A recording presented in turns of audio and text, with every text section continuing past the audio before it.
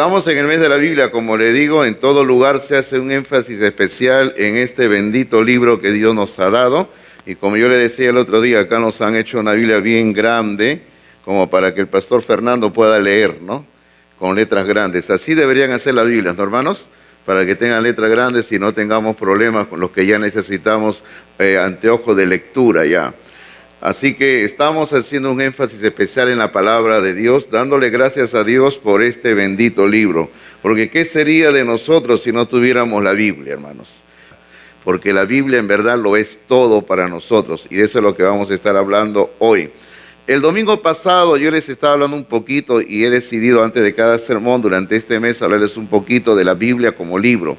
Recuerdan que les hablé un poquito de que el Antiguo Testamento fue escrito en el idioma hebreo, ¿verdad? Les hablé un poquito para que sepan. Bueno, ahora le quería mencionar algo del Nuevo Testamento. El Nuevo Testamento fue escrito en el idioma griego. Así fue escrito el Nuevo Testamento, en el griego. Bueno, para los que saben un poquito, les quiero decir de que el idioma griego tiene un proceso de desarrollo. Por ejemplo, nosotros conocemos esas obras clásicas de la antigüedad escritas por Homero, la Ilíada, la Odisea. Bueno, pues estas obras fueron escritas en griego, pero es lo que nosotros conocemos como el griego clásico. Más adelante, en la época de este importante general que hemos visto en películas, Alejandro Magno, él llevó adelante el idioma griego, lo esparció literalmente por todo el mundo de su época.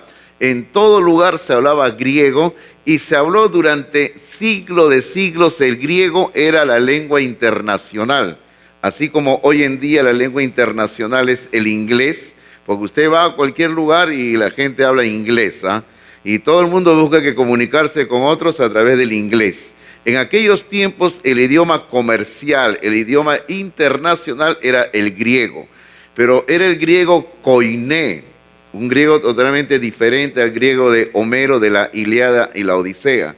El griego koiné. La palabra koiné quiere decir común o vulgar, en el sentido de que todos lo podían hablar. Ese es el griego que se utilizó para escribir el Nuevo Testamento. Ese es el griego koiné que hablaba Jesucristo, entre otros idiomas. Pablo también hablaba el griego koiné, los apóstoles. A su momento dije, Jesucristo hablaba el koiné entre otros idiomas, porque Cristo y Pablo era muy común en aquel entonces que las personas hablaran varias lenguas.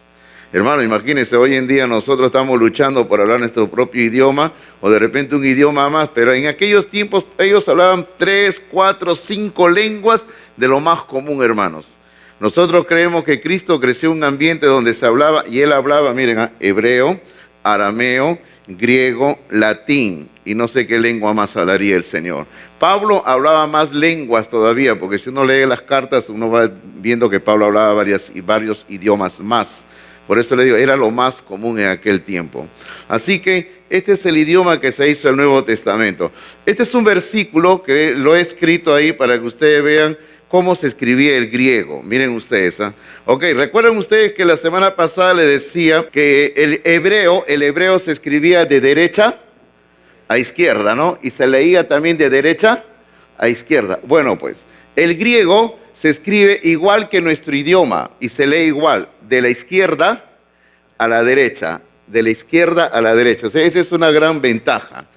Recuerdan que yo le decía en forma de broma, leer hebreo es como nacer de nuevo, ¿no? Porque hay que cambiar todo nuestro cerebro, hay que cambiarlo.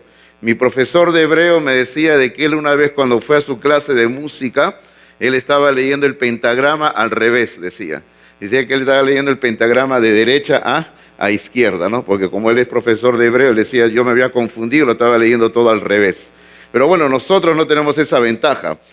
Este versículo es Juan 1:1 que nosotros conocemos de memoria, que dice en español Juan 1:1. En el principio era el verbo, y el verbo era con Dios, y el verbo era Dios. Bueno, pues eso es lo que dice aquí en griego.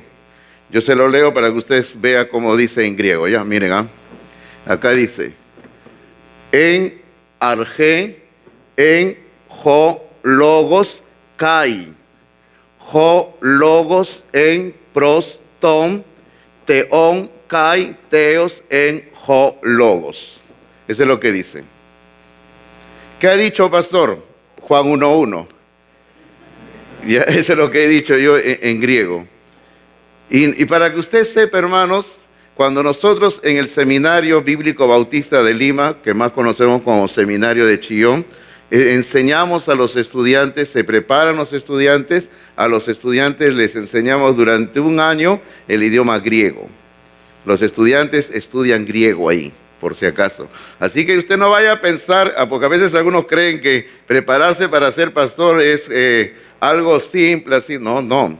Es exigente, por si acaso. Hay exámenes, tareas, cursos. Son unos 5 años de estudios, por si acaso. Y uno de los tantos idiomas es este, ¿no? Es el griego. Los alumnos tienen que aprender a leerlo, escribirlo, tienen que aprender, como cualquier idioma, las reglas gramaticales, tienen que aprender a interpretar la Biblia en base a ese idioma y todo lo demás. Y es una gran ventaja, le digo, ¿no? Entonces, este idioma es precioso, es un idioma hermoso, en verdad, que Dios utilizó para escribir su santa palabra, la Biblia. Hay un símbolo que yo le he colocado acá, y supongo que ustedes lo habrán visto alguna vez, Habrán visto este símbolo del pez. Ok, la palabra pez, hermanos, bueno, es esta que está acá en griego, así se pronuncia, ictus, significa pez. Ahora, ¿por qué el pez?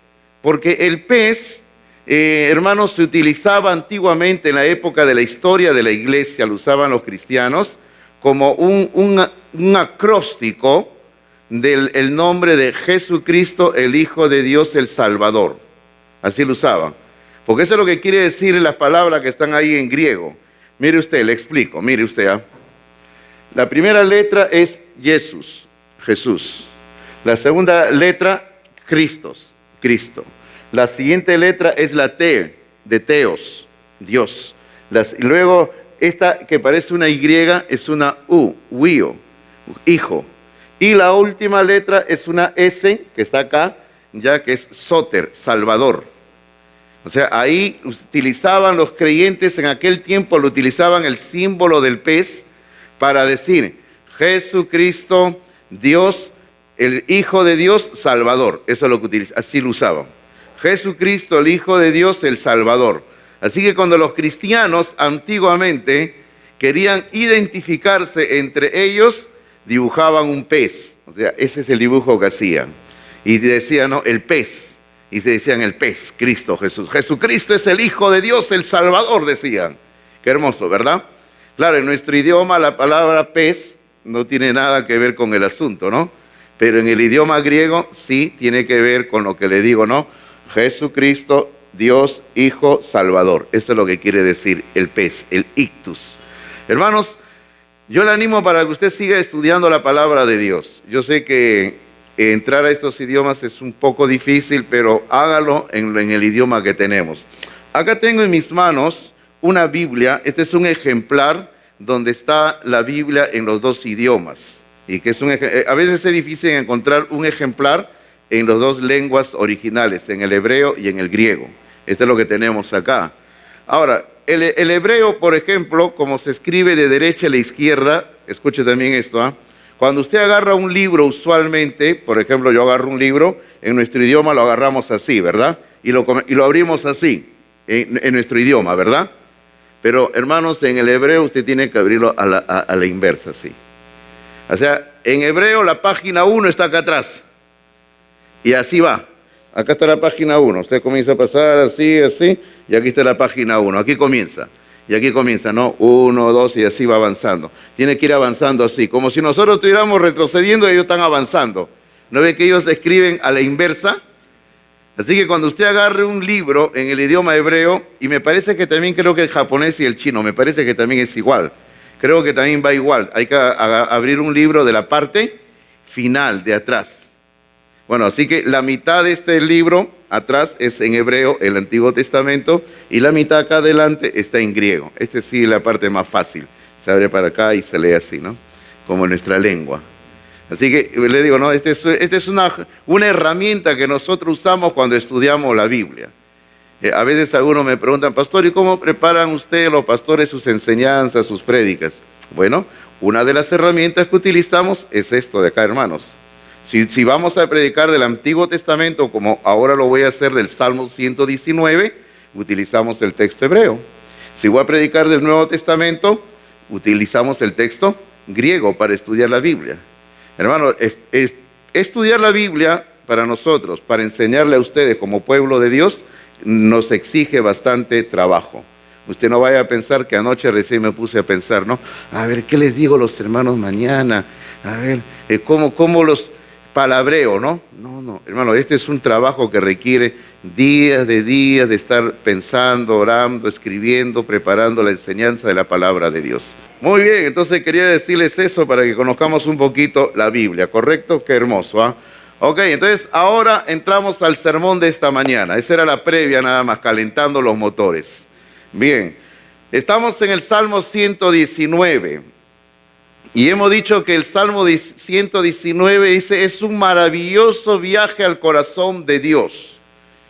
Y eso es lo que hemos dicho de este Salmo 119, que es un maravilloso viaje al corazón de Dios. Ahora, ¿por qué estamos hablando del Salmo 119 como un viaje?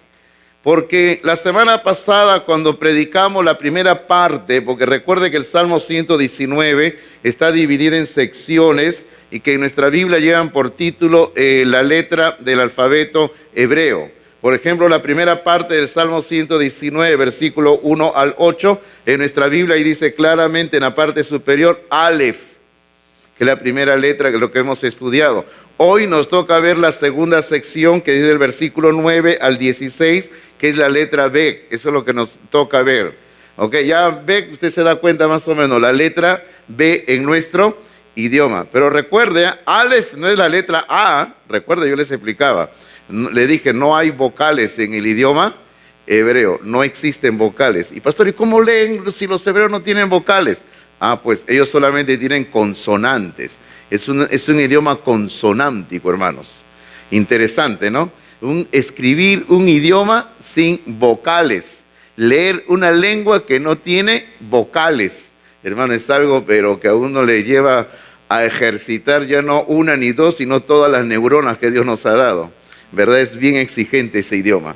Bueno, entonces cuando la semana pasada estábamos hablando de los primeros versículos, hablábamos, si usted observa, en el versículo número 3, dice, pues no hace iniquidad los que andan en sus caminos.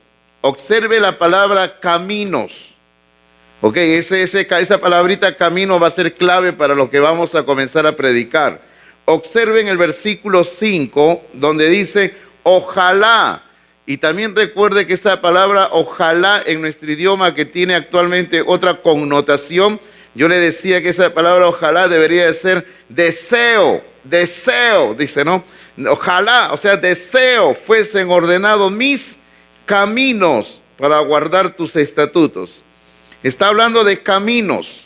Y esta palabra camino o caminos, hermanos, está hablando del viaje de la vida que todos nosotros estamos ya realizando. Algunos de nosotros ya hemos recorrido bastante del camino de la vida, ¿verdad? Otras personas jóvenes están empezando, otros recién están naciendo, están en el partidor de la carrera para iniciar el largo peregrinaje de la vida. Pero la vida es descrita como un viaje, así la Biblia presenta como un viaje. Ok, ese es justamente el sermón de esta mañana, lleva por título, la palabra de Dios es mi proyecto de vida. Y eso es lo que queremos hablar, que en el viaje de la vida que estamos iniciando, tenemos que tener un proyecto. Y ese proyecto tiene que ser la palabra de Dios. Observe usted que el versículo 9 dice así, ¿con qué limpiará el joven su camino? Y luego dice, con guardar tu palabra. Ok, otra vez aparece la palabra camino. Más adelante vamos a encontrar otra vez la palabra camino en el versículo 14 que habla del camino de tus testimonios. Luego en el versículo 15 dice, consideraré tus caminos. Ok, pero entonces otra vez volvemos a esto. La Biblia presenta la vida que estamos viviendo como un camino, un viaje, un camino que todos tenemos que iniciar. Y como dije hace un momento, algunos ya hemos recorrido bastante de este camino que nos toca vivir en esta tierra. Algunos ya hemos recorrido la mitad, algunos más de la mitad, algunos ya el 70%, el 80%, y así vamos avanzando en el camino, ¿verdad? Pero, hermano, la cosa es vivir la vida que Dios nos da cada día en nuestras vidas.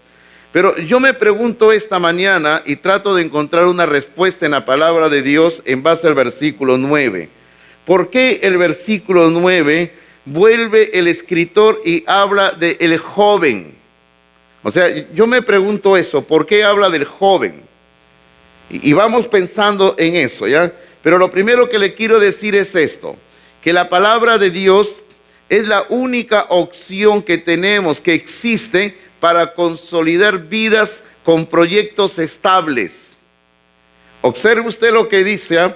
La palabra de Dios es la única opción que tenemos para consolidar proyectos estables. Cuando hablamos de proyectos estables, estamos hablando de nuestras vidas. La única opción que tenemos de tener un buen fundamento para el resto de nuestras vidas es la Biblia, la palabra de Dios. Ok, ahora apelo otra vez a lo que el domingo pasado estábamos haciendo referencia a la parábola que Cristo contó de los dos constructores. Y el domingo pasado hablábamos del hombre que construyó sobre la arena. Bueno, ahora vamos a hacer referencia al hombre que construyó sobre la roca. Y usted sabe lo que sucedió. La Biblia dice en Mateo 7, 24 y 25. Ahí está la historia. En Mateo 7, 24, 25. La Biblia dice que este hombre construyó sobre la roca. Vino el viento, la casa no se cayó. Vino el mar que salió, el mar golpeó contra la casa no se cayó. Vino el río. En lenguaje peruano sería, vino el huaico, golpeó contra la casa y la casa no se cayó. Y la pregunta era, ¿y por qué no se cayó la casa? Porque la casa estaba sobre una roca, estaba levantada sobre una roca. La casa representa nuestras vidas. La roca representa a Cristo, la palabra de Dios. Y Cristo, a la persona que construye su casa, su vida, sobre la palabra de Dios, Cristo dice en el versículo 24, Mateo 7, 24 dice, cualquiera pues que me oye estas palabras y las hace, le compararé a un hombre prudente que edificó su casa sobre la roca. El Señor llama prudente al hombre y o mujer que construye su casa sobre la roca, que es la persona misma de Cristo y su palabra también. Por eso que estamos diciendo este pensamiento, la palabra de Dios es la única opción para consolidar vidas con proyectos estables. Así que si queremos tener una vida con un proyecto estable, una vida duradera, tenemos que levantarla sobre la palabra de Dios. ¿Okay? Algo también muy importante, mire usted esto de aquí, dice, todas las respuestas de la vida se encuentran solo y únicamente ¿dónde, hermanos? En la palabra de Dios. Dígame, ¿usted lo cree o no? Yo sí lo creo, por si acaso, ¿eh? Yo creo sí, de que todo se encuentra en la palabra de Dios. El año pasado, una noche, una señorita me escribió diciéndome, Pastor Hidalgo, acá hay un error en la Biblia. Y yo digo, ¿dónde, señorita? Aquí, y ella me manda, ¿no? Ella estaba comparando dos versículos de la Biblia y ella decía, acá dice una cosa y luego acá dice otra cosa, se contradice. Y entonces yo le decía, no, señorita, no hay ninguna contradicción. Existe lo que se llama aparentes contradicciones, le decía. Y yo, como le decía a ustedes el domingo pasado, para entender la Biblia e interpretarla y explicarla, tenemos que entenderla no desde la manera en que nosotros, hombres del siglo XXI, pensamos, no como nosotros lo vemos peruanos desde nuestro país, sino que tenemos que entender la Biblia como la escribieron hace 2000, 3000 años atrás, gente de otra cultura, de otro idioma. Entonces yo le explicaba eso a la señorita que me había escrito y ella comenzó a entender las cosas. Ah, entonces no es un error. No, le dije, no es un error. Y le expliqué y ella entendió. Y yo le dije, y me da gusto, le dije, que usted esté leyendo la Biblia, le digo, ¿no? Porque cuando usted encontró eso, me significa, a mí me indica como su pastor que usted está leyendo la Biblia. Y eso es bueno, ¿verdad, hermanos? Cuando alguien lee la Biblia, eso es bueno, en verdad. Entonces yo le decía de que todas las respuestas se encuentran en la Biblia, hermano. Todo está en la Biblia. Y se lo digo honestamente, todo está en la Biblia. Si usted va a cualquier otro libro, usted no va a encontrar las respuestas que hay en la Biblia. Usted todo lo va a encontrar en la Biblia. Cuando yo era joven, aunque ahora todavía sigo siendo joven, pero con algunos añitos más, ¿verdad? Pero cuando yo era muchacho entonces, ¿sabe qué, hermanos? Yo recibí de regalo de un tío que ya falleció, él era cristiano, y este tío me regaló 2 libritos. Un librito que se titulaba ¿Puede un joven confiar en su Dios? Y luego el otro librito se titulaba ¿Puede un joven confiar en su Biblia? Yo, adolescente en ese tiempo de 13, 14 años, recibí esos 2 libritos como regalo. Los leí, los recontraleí, los devoré, los volví a leer y los recontraleí y hasta ahora los tengo. Y ahí, pastor, ¿y por qué los tiene usted si ya no es joven ya? Los tengo porque son un regalo. Hay cosas, hermano, que uno recibe de regalo y nunca quiere regalarlas, ¿verdad? Así que eso para mí es una joya, porque lo tengo tantos años, lo he leído, lo he recontraleído y me ayudó, porque ahí encontré orientación básica y lo que yo entendí fue esto: sí podemos confiar en la Biblia, sí podemos confiar en la Biblia, porque todas las respuestas a nuestras interrogantes más grandes de la vida se encuentran en la Biblia y solamente en la Biblia. Entonces, volviendo a lo que le decía, estamos en un viaje y en este viaje, hermano mío, tenemos que tener un proyecto y este proyecto tiene que ser la palabra de Dios. Por eso lo primero que vamos a ver en el versículo 9 es lo que yo le he llamado el horizonte. ¿Qué quiere decir el horizonte, pastor? El horizonte quiere decir lo que yo deseo lograr durante el viaje. Y el versículo 9 justamente dice: ¿con qué limpiará el joven su camino? Y la respuesta a esta interrogante de la vida es: con guardar tu palabra. Ahora, yo le decía a usted, ¿por qué el versículo 9 inicia hablando del joven? ¿Por qué? ¿Por qué, hermanos? Realmente la palabra ahí joven que tenemos en nuestro idioma también se podría haber traducido como el muchacho, el adolescente, así se tendría que haber traducido también, pero joven también es válido. Entonces, ¿por qué aparece aquí el joven? ¿Por qué? ¿Por qué aparece el muchacho? Hermano, por una sencilla razón, por esto, porque en la adolescencia y juventud se toman las decisiones fundamentales sobre las cuales la vida empezará a girar. Ahora, los que ya hemos pasado esta etapa de la adolescencia y la juventud, lo que ya le hemos pasado hace rato, dígame usted, ¿es cierto o no? Sí es cierto, ¿verdad? Es cierto. Es cierto. En la adolescencia y la juventud, usted va a tomar las decisiones más importantes de su vida. Por ejemplo, cuando usted llega a la juventud, usted va a decidir ya con quién casarse. Cuando nosotros hablamos del matrimonio, siempre decimos que hay 2 decisiones muy importantes en la vida que afectan no solamente su presente, sino su eternidad. ¿Cuáles son esas decisiones? La primera, la decisión de salvación por Cristo Jesús. Si usted decide tomar a Cristo en su corazón, esta decisión va a afectar la eternidad de usted. ¿Dónde la pasa? ¿Cielo o infierno? La segunda decisión, ¿cuál es? El matrimonio. La decisión del matrimonio va a afectar el resto de su vida en esta tierra. Y más allá, bueno, más allá cuando nos morimos ya no seguimos casados. Pero cuando nos tengamos que morir, más allá en el cielo vas a encontrar a tus hijos, vas a encontrar a tus hijas, vas a encontrar a tu esposo, a tu esposa. Por eso te digo, la decisión del matrimonio es una de las más importantes en la vida. ¿Y cuándo se toma esa decisión? Se toma justamente en esta etapa de la juventud.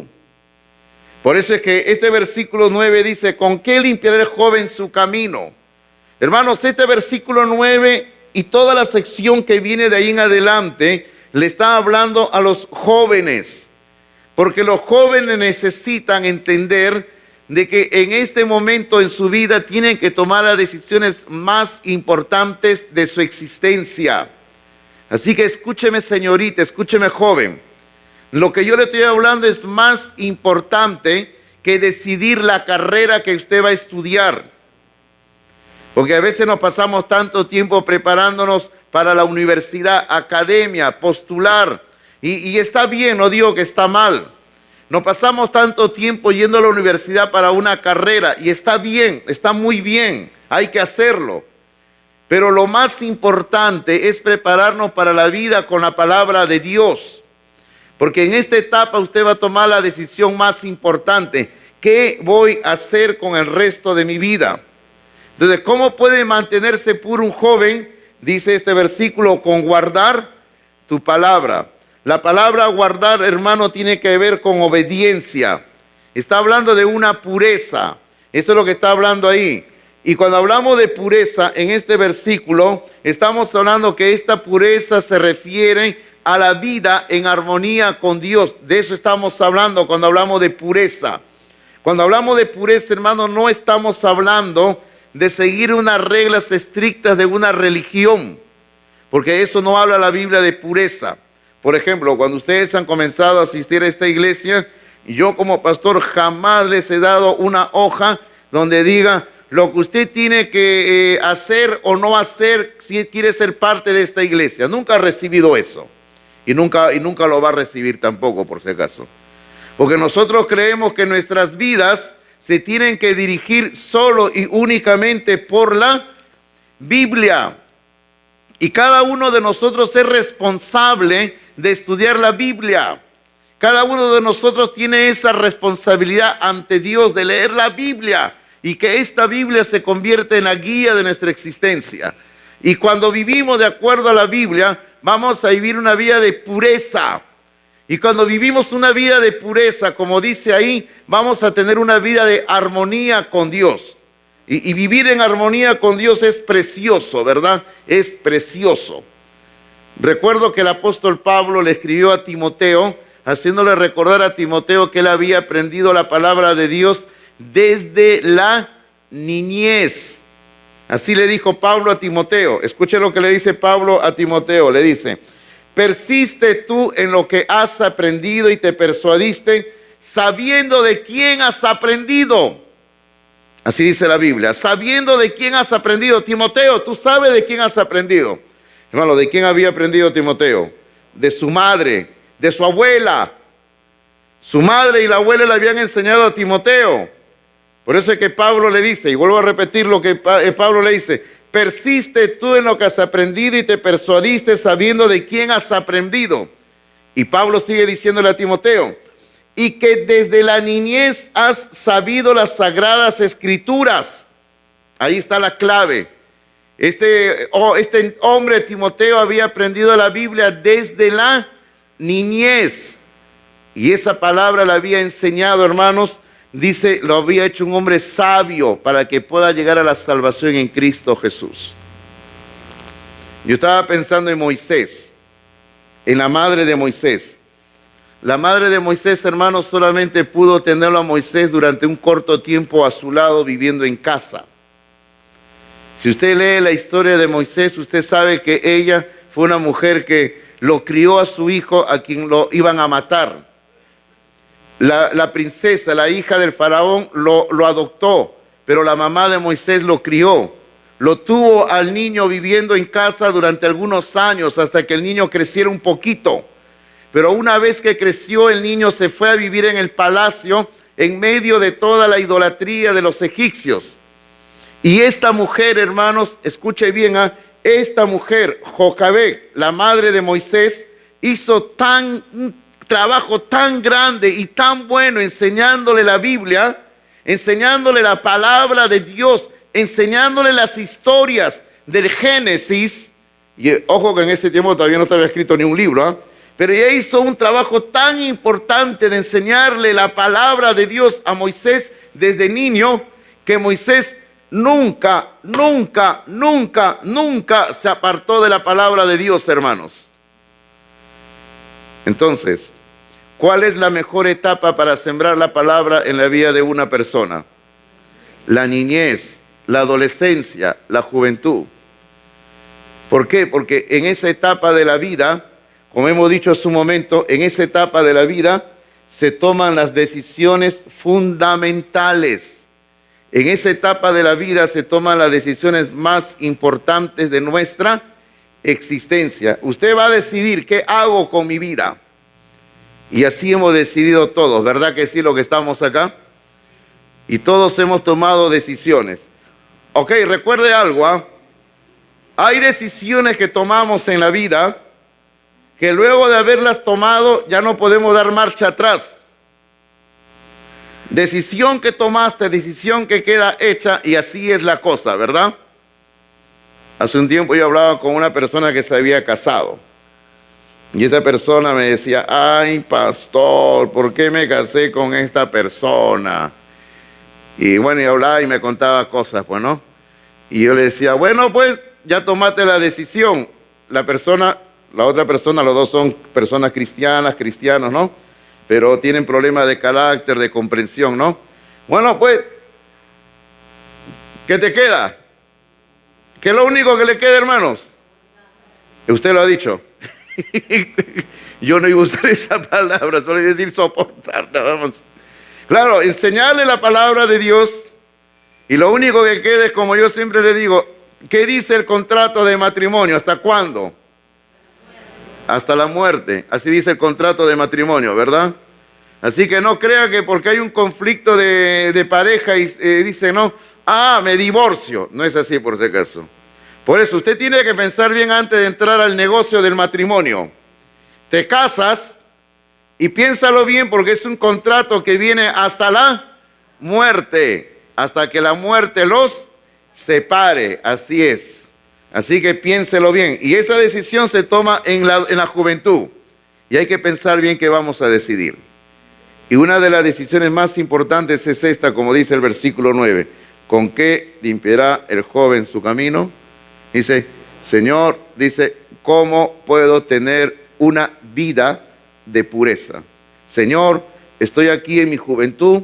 Si tú me permites vivir, voy a vivir 40, 50, 70 años más. Señor, ¿y cómo puedo vivir toda mi vida una vida de pureza? Quiero vivir una vida de santidad. ¿Cómo? Y la respuesta en el versículo 9 es, con guardar tu palabra. Es la única forma. Otra cosa que le quiero decir a usted es esto, la actitud. ¿Qué ocurre con la actitud? Los siguientes versículos, hermanos, sobre todo el versículo 10 y 11, van a describir, hermanos, lo que yo llamo la actitud de la persona. Porque uno decide que va a vivir una vida de santidad guardando la palabra de Dios, viviendo para la gloria de Dios, viviendo para la honra de Cristo Jesús, de acuerdo al versículo 9. Pero ahora, ¿qué voy a hacer con la Biblia durante el resto de mi vida? Bueno, el versículo 9 ya nos va dando una respuesta, dice, guardar tu palabra. Pero ¿qué voy a hacer con la Biblia durante el resto del viaje de la vida? Porque algo tengo que hacer con la Biblia durante el resto del viaje de mi vida. Yo no sé si les he contado alguna vez de que mi abuelo, el papá de mi papá, él era cristiano también. Él asistía a una iglesia cristiana allá en el centro de Lima. Mi abuelo vivió toda su vida en Lince, cerca al Parque de los Bomberos. Recuerdo claramente que, si no me equivoco, es Girón Sinchirroca, creo. ¿Ya? Ahí estaba el departamento donde vivió toda su vida mi abuelo, mi abuela. Ahí vivieron ellos. Ellos fallecieron ahí y ahí los velamos también. Eso fue lo que quisieron ellos. Pero mi abuelo era cristiano. Él asistía a una iglesia ahí en el centro de Lima. Y cuando él se enteró que yo de niño y adolescente estaba asistiendo a una iglesia bíblica bautista en Comas, mi abuelo en cierta fecha atravesó todo Lima, mire, en ese tiempo, le estoy hablando más o menos en el año 78, 79 más o menos, no recuerdo exacto la fecha. Mi abuelo atravesó todo Lima, porque en ese tiempo, hermano, para atravesar Lima era una odisea. por si acaso, no era tan fácil como hoy en día. Entonces mi abuelo atravesó todo Lima y llegó un día de sorpresa a la casa. Y entró y dijo, vengo buscando a mi nieto para que el abuelo venga desde el otro lado de la ciudad a buscarme. Es que dije, algo ha sucedido, algo le han dicho al abuelo. Y mi abuelo, hermanos, era un hombre bajito, nomás, era bajito, así bajito era. Y tenía todo su pelo blanco. Y usted entiende por qué mi cabello está blanco, ¿no? Porque de todos mis hermanos yo soy el cuarto y mi cabello es el más blanco. Yo parezco el mayor de todos. Entonces mi abuelo dice, Fernando, siéntate, ven, siéntate, me dice. Y me senté y me comenzó a hablar, me comenzó a contar que él asistía a una iglesia y él agarró y había venido con un paquete y me dijo, te quiero dar el tesoro más grande. ¿Qué? Y sacó una Biblia. Fue la primera Biblia que tuve en toda mi vida, porque yo asistí a la Iglesia Bíblica Bautista de Comas, llevando un Nuevo Testamento chiquito de Gedeones, ese Nuevo Testamento azul que todos hemos visto, ¿verdad? Esa era mi Biblia, ese era lo que yo leía, no tenía otra cosa, en casa no había otra Biblia, yo iba con ese Nuevo Testamento a la iglesia, esa era mi Biblia. Pero mi abuelo sacó y me regaló una Biblia. Y una de las cosas que mi abuelo me dijo así más o menos fue, me dijo, hoy tienes 13 años de vida, así, porque yo tenía 13 años. Y me dijo, y te regalo este libro, la Biblia, que te va a servir para todo el resto de tu vida. Y tienes que atesorarla, me dijo. Y hermano, yo hice eso y lo sigo haciendo. ¿Qué es lo que usted va a hacer con la Biblia el resto de su vida? ¿Qué es lo que usted va a hacer con este libro, que es la bendita palabra de Dios? ¿Qué va a hacer usted con esta Biblia? La mejor herencia que usted puede recibir de sus padres es la Biblia, es la palabra de Dios. La mejor herencia no es una casa, no es un departamento, aunque si viene una casa de yapa, qué bueno, ¿verdad? Si viene un departamento de yapa, qué bueno, ¿verdad? Pero si no hay departamento y no hay casa, la mejor herencia es la palabra de Dios. Es por eso que les he dicho a mis hijos, voy a vender la casa que hemos construido con su madre y les voy a regalar una Biblia a cada uno. Mis hijos me dicen, papá, parece que el negocio no es bueno para nosotros, ¿eh? Pero hermanos, ¿qué vamos a hacer con la Biblia el resto de nuestras vidas? El versículo 10 y 11 nos van a dar la respuesta a esto. Pero permítanme leerlo, quería mostrarles esto también. Es importante la actitud con la que afrontamos el estudio de la Biblia, y eso es cierto. O sea, cómo se acerca usted a la Biblia cada día de su vida es importante. ¿Cómo estudia usted la Biblia cada día? ¿Lo hace con ganas? ¿Usted lee la Biblia con hambre? ¿O solamente usted lee la Biblia por cansancio? No hay un placer en la Biblia, no hay un deleite en la Biblia, no hay un gozo en la Biblia. Usted está aburrido de leer la Biblia, usted está aburrida de leer la Biblia. De repente estás cansado que papá, mamá te diga, vamos a leer la Biblia en la casa. Y usted dice, qué aburrido es esto. ¿Sabes qué? Yo te voy a decir, de repente ahora que eres adolescente, jovencito, jovencita, te aburre. Pero yo te aseguro una cosa, dentro de unos años, cuando tú te conviertas en papá y mamá, porque te vas a convertir en papá y mamá, ahí sí vas a recordar lo que papá y mamá te decían en la casa, en cuanto a la Biblia. Recuérdalo eso, ¿eh? Así que valora lo que ahora estás haciendo con la Biblia. Por eso, ¿cuál es la actitud que tú tienes cuando se te pide que estudies la Biblia? Eso es lo que vamos a hablar ahora. Y en el versículo número 10, vamos a encontrar un corazón que busca.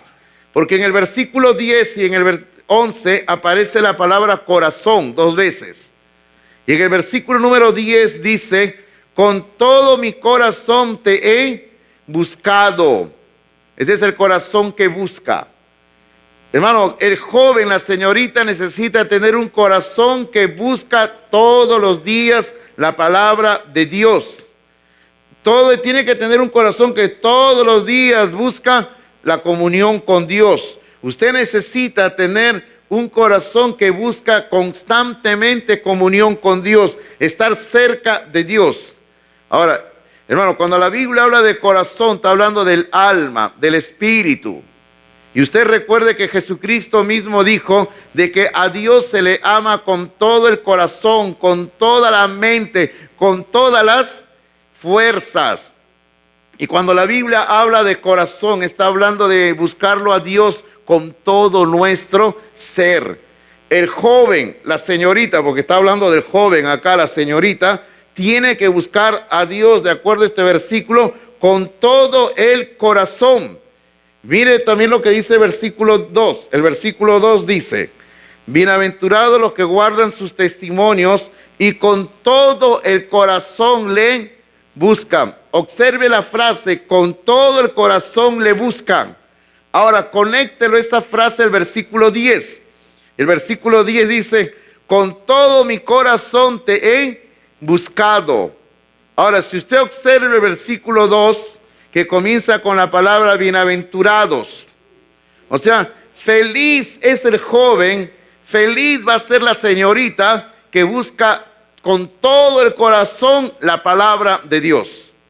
Usted tiene que buscar a Dios con todo el corazón. Hay una figura que se utiliza en el libro de los Salmos, que estamos viendo, que trata de expresar la angustia del ser humano por buscar a Dios. Porque el libro de los Salmos es un libro maravilloso que está lleno de figuras que describen la búsqueda del hombre por Dios. Estoy haciendo referencia al Salmo 42.1. En el Salmo 42.1, si usted está buscando en la Biblia, a ver, búsquelo para que lo podamos leer, ¿ya? El Salmo 42.1 dice, como el ciervo brama por las corrientes de las aguas, así clama por ti, oh Dios, el alma mía. ¿Cuál es la figura que se utiliza acá? Se está hablando de un animalito que vive en el campo, el ciervo.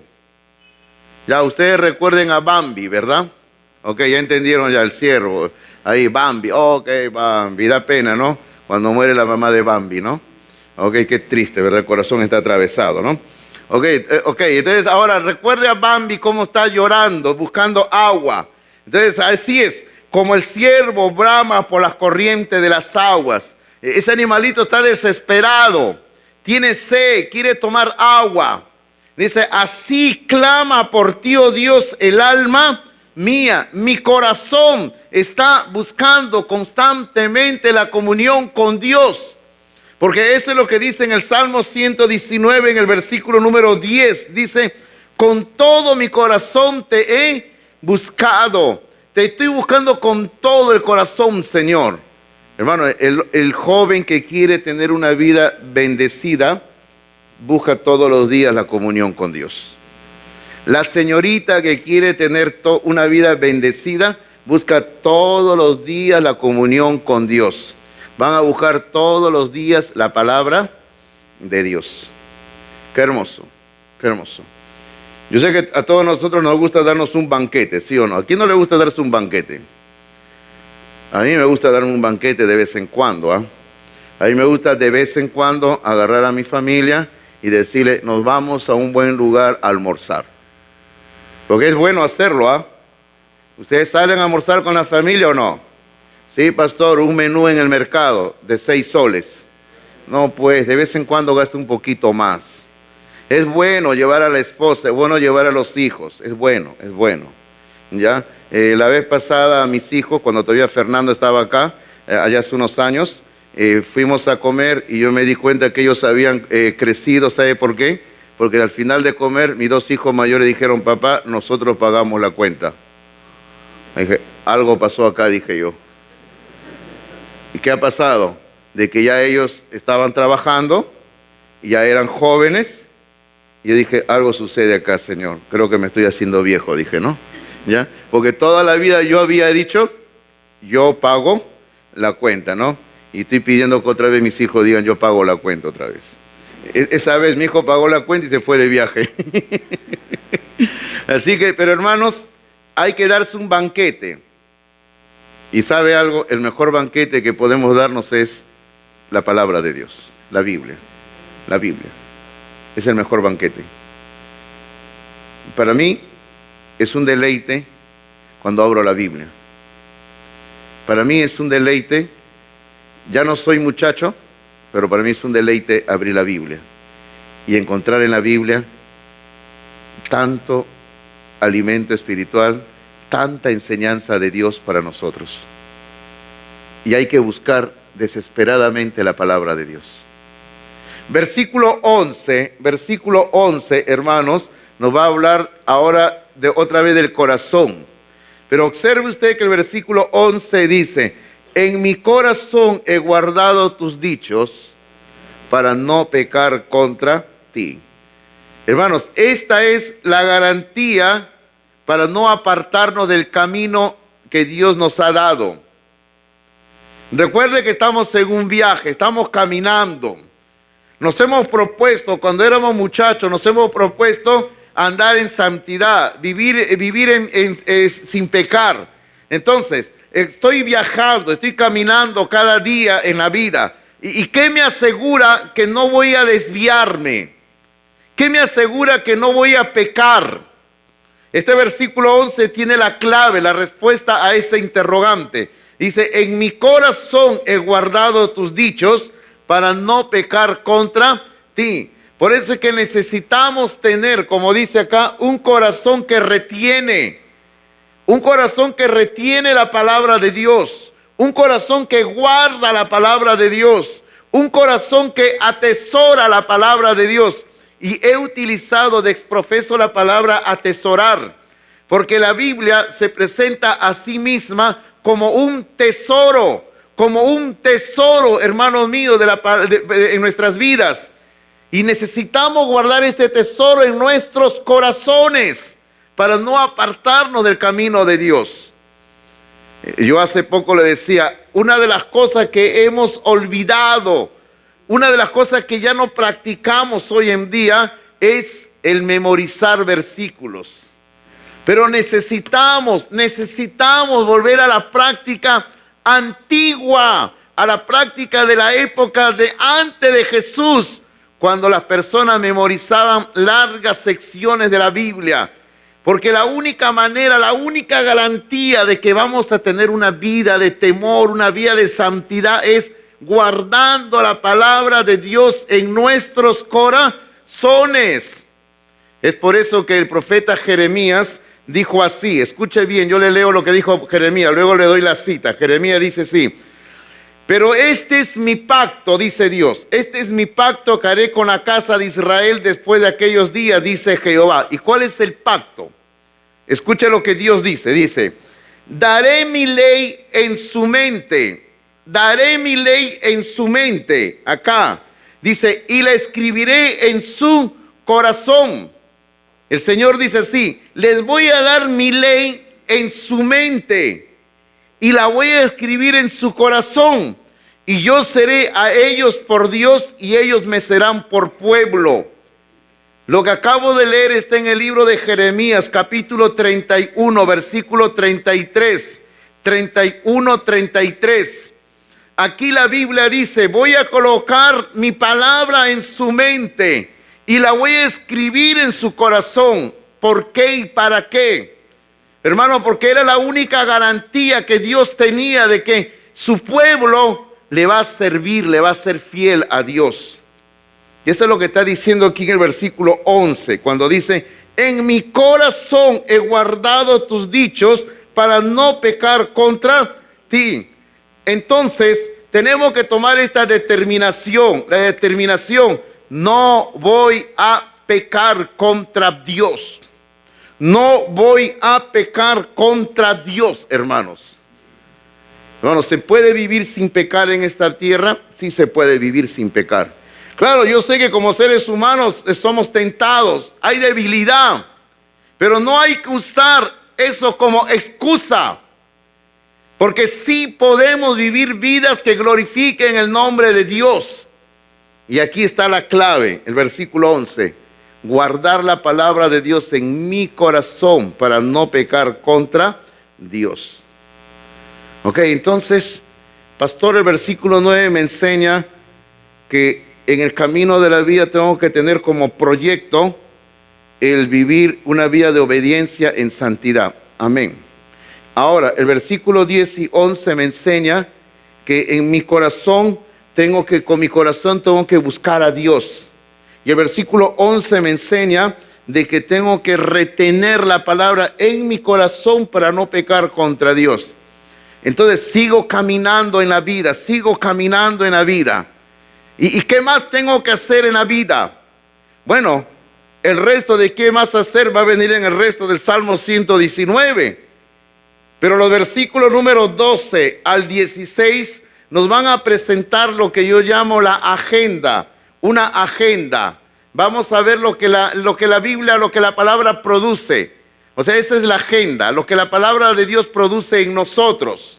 ¿Qué va a producir la palabra de Dios en nosotros? Cuando uno se mete a la palabra va a producir en nosotros tres cosas, porque hay más, pero vamos a mencionar tres nada más. La primera es, la palabra produce el deseo de ser enseñado y de aprender. El deseo de ser enseñado y de aprender. Dígame usted, ¿quién es la persona que no desea ser enseñada? Una persona soberbia. ¿Quién es la persona que no desea aprender?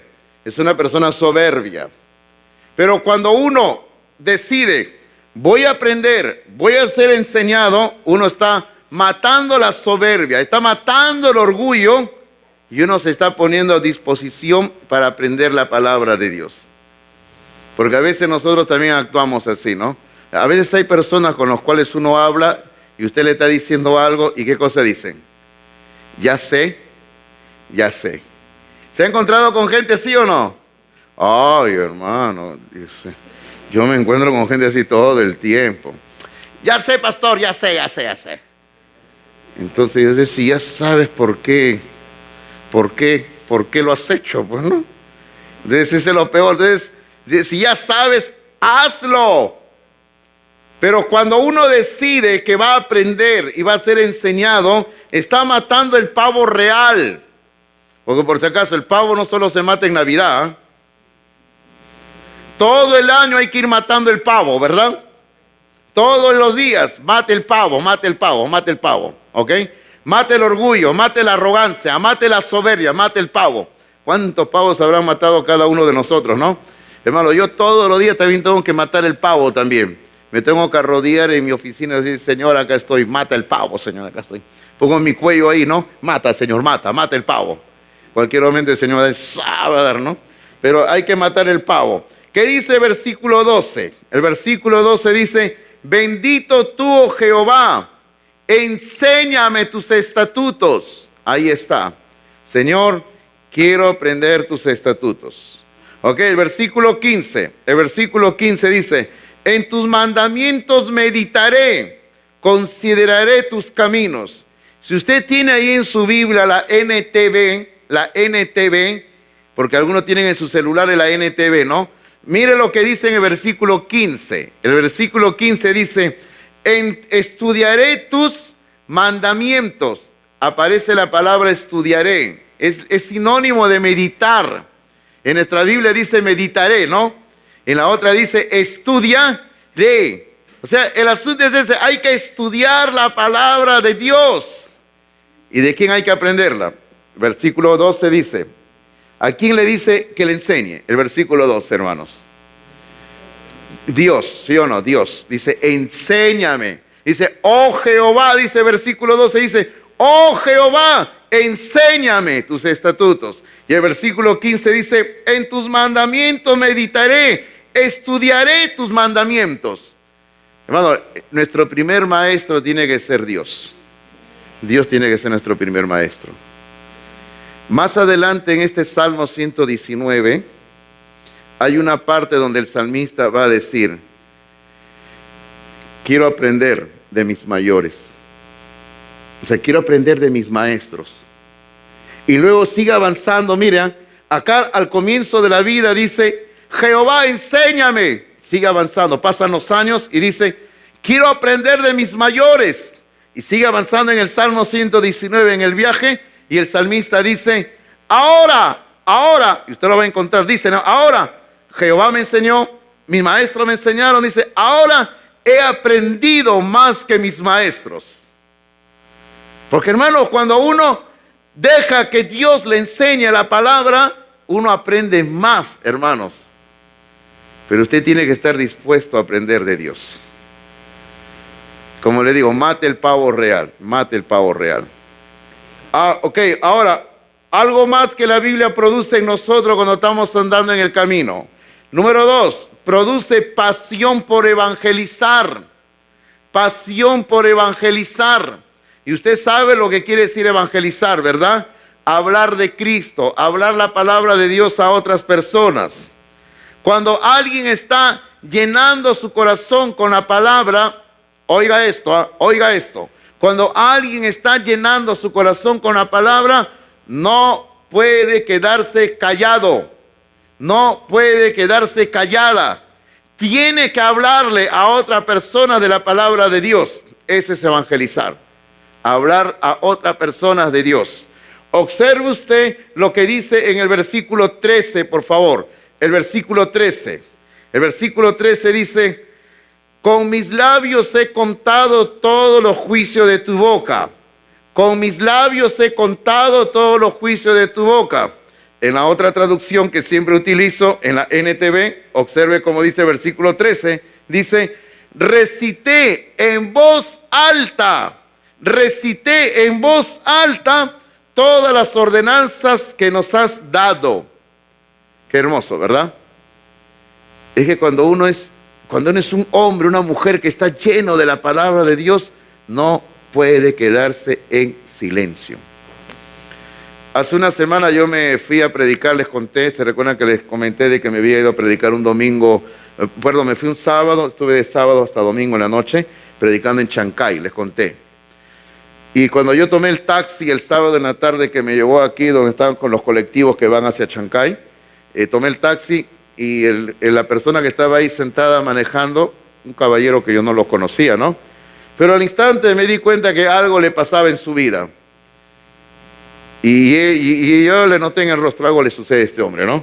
Entonces, y justo él pone música cristiana. Y ahí dije, ¿no? ¿Y usted es cristiano? Sí, me dice. Pero hace años he dejado de asistir a una iglesia. Y en el pequeño trayecto hasta allá, por metro, por ahí es el paradero, él me contó así su vida, en pocas palabras, ¿no? Había pasado una vida, pero de tristeza. En síntesis, lo que él me decía era eso: lejos de Dios he vivido una vida miserable. Tengo familia, tengo trabajo, tengo profesión, pero no soy feliz. Y yo le decía a él, ¿no? Porque uno no puede quedarse callado, porque eso es lo que estamos hablando. Uno tiene que hablar la palabra de Dios. Yo le decía: mire, yo soy pastor. ¿Usted es pastor? Sí. No me cobres el pasaje, casi le digo, ¿no? ¿Ya? Le digo, no. Sí, yo soy pastor, le dije, y te quiero hablar la palabra. Y mira, esto es lo que Dios dice. Y hablamos, conversamos. Y él, llegamos allá, conversamos un ratito, y él me dijo: pastor, no le prometo fecha, pero voy a ir por su iglesia a escuchar la palabra de Dios. Es que sabe que, hermanos, cuando uno está lleno de la palabra de Dios, uno no se puede quedar callado. Uno siempre tiene que hablar. Y como dice aquí en la traducción que yo siempre utilizo, dice: recité en voz alta, hablé en voz alta todas las ordenanzas que nos has dado. Ok, lo tercero que produce la Biblia: gozo. Leer, estudiar la Biblia produce gozo. ¿Usted recuerda cómo comienza el Salmo 119? ¿Cuál es la primera palabra que el Salmo 119? ¿Qué dice? ¿Cuál es la primera palabra? Bienaventurados. ¿Cuál es la primera palabra del Salmo 1? De todo el libro de Salmos, ¿cuál es la primera palabra? Bienaventurado. ¿Ok? Y usted recuerda cómo comienza Jesucristo el famoso Sermón del Monte y repite, si no me equivoco, 10 veces la misma palabra. Él comienza diciendo: bienaventurados. Y en el libro de Apocalipsis, sí, Apocalipsis, escuchó bien, ese libro que a muchos le da miedo leer porque dice: ¡ay, qué horrible el libro de Apocalipsis!, ¿no? Pero Apocalipsis es un deleite, ¿eh? Hermano, el libro de Apocalipsis repite también y dice: bienaventurados, también habla. Es que el hombre y la mujer que andan en la palabra de Dios siempre van a ser personas felices, gozosas. No tengo tiempo para hablar esto, pero yo pensaba hablarles un poquito de la depresión. Porque a veces hay personas que se deprimen todo el tiempo y andan así. Yo sé que es una enfermedad, hay que ir al médico, yo sé que hay que tomar un medicamento y todo, ¿no? Ok, no les quiero criticar si tienen ese problema. No es mi intención. Pero solamente sí le quiero decir una cosa. La mejor cura para evitar la depresión es la palabra de Dios. Se lo digo la verdad. Y le quiero decir que a mi edad yo no conozco lo que es depresión. Ya a veces estoy ahí meditabundo y me ven y dicen, pastor, ¿qué tiene? Hambre, le digo. No estoy con depresión, estoy con hambre. ¿Verdad? Le digo, porque a veces me ven callado y dicen, no, estoy ahí callado. Pastor, ¿qué tiene? Hambre. Estoy pensando que voy a comer nada más. No estoy con depresión por si acaso, ¿ya? Ok. ¿Qué dice versículo 14? Versículo 14, ¿qué dice? Dice, me he gozado en el camino de tus testimonios más que de toda riqueza. Qué hermoso. Nuestro gozo está en el camino de los testimonios de Dios. Aquí está el gozo del creyente. El versículo 16, para cerrar esta sección, habla de lo mismo. Versículo 16 dice, me regocijaré en tus estatutos. Y al final dice, no me olvidaré de tus palabras. Hermano, el gozo, el regocijo del creyente viene de estar metido todos los días en la palabra de Dios. Así que hay gozo, hay alegría. Joven, escúcheme bien, señorita, escúcheme bien. Usted está joven, a estas alturas de la vida, tiene 10 y tantos años, tiene 20 y tantos años, qué bueno, está en la flor de la vida, ¿no? Pero ¿sabe algo? Métase en la palabra de Dios para que no viva una vida de amargura. Porque yo conozco a personas jóvenes que son unas personas que por experiencias que han tenido negativas viven vidas de amargura. Métase en la palabra de Dios. No llegue a la mayoría de edad, no llegue siendo una persona amargada. No sea como, no sé quién, usted le pone ahí el resto, ¿ya? Porque todos conocemos a alguien que de repente es una persona amargada, ¿no? ¿Recuerdan a esa tira cómica, Don Vinagrio? Pastor Martín siempre se recuerda de Don Vinagrio. ¿Te recuerdas, Pastor Martín? No sé por qué, pero Pastor Martín siempre se recuerda. Pastor Hidalgo, ¿se recuerda de Don Vinagrio? Claro que sí, no sé por qué. ¿Se recuerdan de Don Vinagrio o no? Esa tira cómica, claro, ¿sí o no? Todo el tiempo Don Vinagrio andaba amargo. No sea como Don Vinagrio. Así se llamaba esa tira cómica, Don Vinagrio. No sea amargado, amargada. Gócese. Y el secreto para ser una persona feliz, bienaventurada, bienaventurado, es aquí, acá. Palabra de Dios. Palabra de Dios le va a dar gozo a usted. Gócese en Dios.